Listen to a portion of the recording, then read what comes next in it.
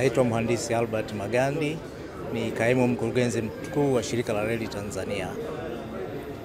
Tumepata ugeni kutoka jeshi la wananchi wa Zambia na nchi jirani. Lengo la ziara yao ni kuja kujifunza. Unajua TRC inatekeleza mradi mkubwa sana ambao umesikika nchi mbalimbali.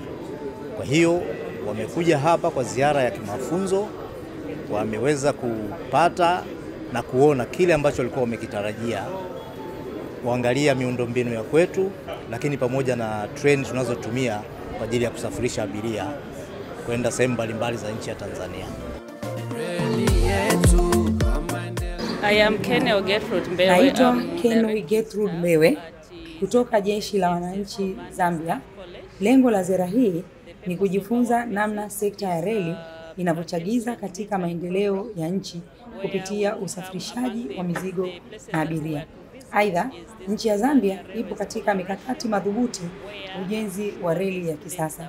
Hivyo ni muhimu kwetu wanajeshi kujifunza teknolojia mpya na ya kisasa ambayo imetumika katika ujenzi wa SGR Tanzania ili kutumika hapo baadaye wakati wa ujenzi wa reli hiyo huko nchini Zambia.